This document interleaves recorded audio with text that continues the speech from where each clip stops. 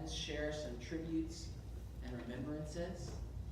Where's I believe Jonathan? Jim is going to introduce our first speaker. Yeah.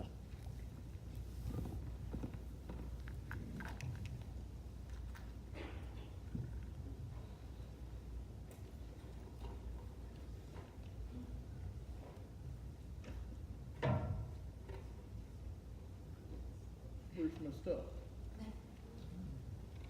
No book. I got you.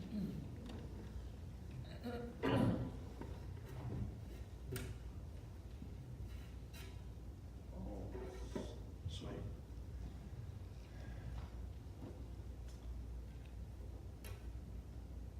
This service today, in honor of Sue,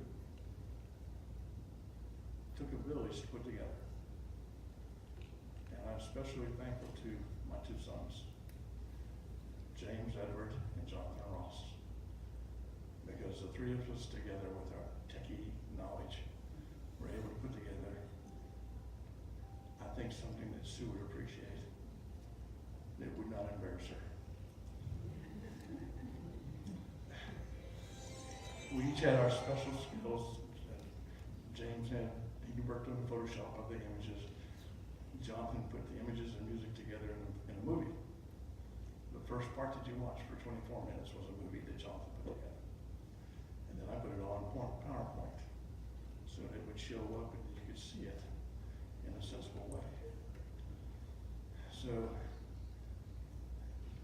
James is running tech and sound here. So I know he would love to say something, but he's kind of chained to the computer. So Jonathan, if you would like, it's your turn.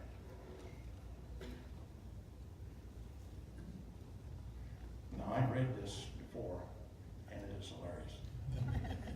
That's good. Here's some water, by the way. I heard you requested water. Hey everyone, how's it going? Good evening. Most of you know who I am, but for those of you who don't, I'm Jonathan, Dad's son, Jim's son, and therefore stepmom to Sue, or stepson to Sue. And we had a lot of great times together, and I just want to tell you a little bit about that. Okay. So some of the most bitter lessons in life you learn as a teenager. At that age, it feels like every adult is force-feeding you a tough pill to swallow at every turn. And it's not like you had ever asked for that pill in the first place. Or making you eat your dark leafy greens, or forcing you to wash behind your ears, or any number of seemingly pointless and insurmountable tasks adults tell kids and their teens they have to do. Get the idea? They tell us to do it because, as they claim, these things are good for us. But as any teen can attest, it seems like the random demands of a brutal dictator. But as many tough pills in life go, in the moment we swallow, we are blind to the logic behind any of it. Most of all, we fail to realize that these lessons build character. I've known Sue since I was a little kid. But for the most part, she was a friend of the family and our occasional babysitter. My parents, as some of you know very well, are very lighthearted, free-spirited folks, mostly bent on having a fun time and cracking jokes. Whether these jokes are actually funny or not is a discussion for another time. But we all know my dad to be a class clown. I mean, come on, the house could be on fire and he'd somehow make a wisecrack about how it's getting hot and wonder why everyone is leaving in such a hurry.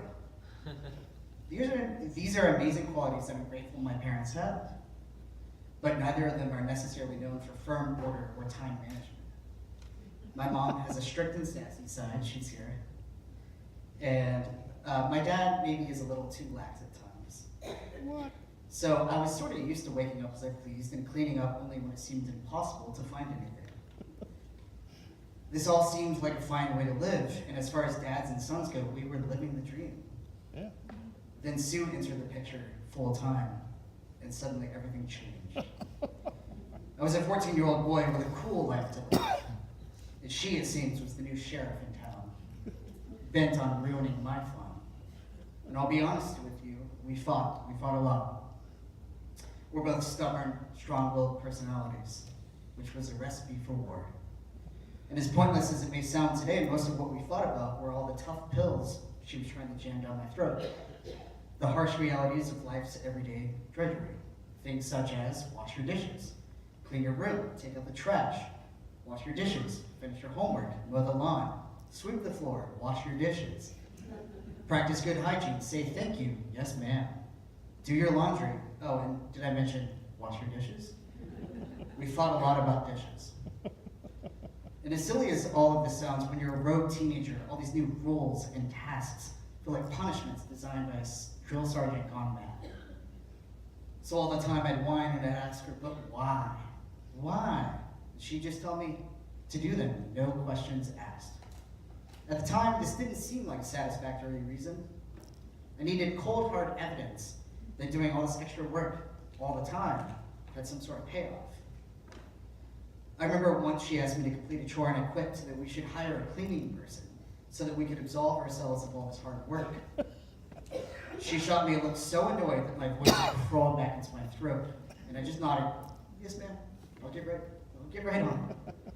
It wasn't until many years later that I moved away and went off to college that I'd have a chance to reflect on these tempestuous times and come to understand the value of what Sue was teaching. For you see, as much as teenage me would hate to admit it, she was right all along. She wasn't teaching me to wash dishes. She was instructing me to take care of myself and my home. She wasn't commanding me to clean my room. She was preparing me to work hard inside and out. She was coaching me against procrastination and to be ready for anything that life may throw my way. Because she, of all people, knew life is hard, but it can be a whole lot easier in the end, more enjoyable if you just put in the work. Far from materialistic, she didn't need a lot to be happy. Yet she taught me to take good care of the material things we've been blessed with, to work hard without complaints, to fix things when they're broken, to never settle for less, especially when there's something you can do about it. When I look back on our time together, I realize she never really complained about herself. She never bragged about how hard she had to work. She just did it. I'm sure there were millions of times she didn't feel like cooking dinner for us or driving me around, but she just did it. By default, without protest, because she cared. And as a matter of fact, the only thing I really remember her complaining about was when anyone else in our family wasn't living up to the standard she knew we were capable of. Whether this was something as small as washing dishes, or something as big as doing the right thing in the hour of moral indecision. Because for her, there was no indecision. You either do what you should or you don't. And the latter was never an option for Sue. So now as I go on through my life adulting, I've actually surprised myself in many ways. I'm constantly cleaning and fixing up my home as a force of habit. I don't even think twice about it. Nowadays, as my roommates in New York would tell you, I'm the annoying drill sergeant yelling at them to do their dishes, put their clothes away, and help around the house. And I expect a certain standard of living and hard work, not only from myself, but everyone around me. And recently, I've had to wonder, how on earth did this happen? Like, where did this come from? Perhaps there's part of me that's always afraid if I leave a dish in the sink, she'll show up right behind me to shout commands, to work harder, and I'm kind of scared to let her down. To some, this obsession with cleanliness may seem a little superficial, but from her I learned that it goes much deeper than how shiny your house looks. It underscored a deeper lesson in maintaining the house that lies within. I suppose there's a reason for that old proverb that says cleanliness is next to godliness. More than anything, she taught me to stand strong and to be physically, mentally, and emotionally prepared to weather any storm, and to be grateful for what I have and work hard for what I want, no questions asked. Looking back, we had some fun times together too. We enjoyed watching movies, chatting about current events, and at times cooking together, though she probably did most of this work. But I gotta say, there was one pastime that we passionately shared. For her, it was yelling, "Jem!" And for me, it took the form of "Dad." As she taught me, there really is an art to how much anger and annoyance and yet love you can express in one syllable. It's that tough love she may have, and I think she may have been the master of that.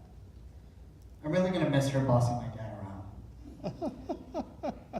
Oh, there's people taking her place. Yeah. And I must admit, I'm going to miss her bossing me around too.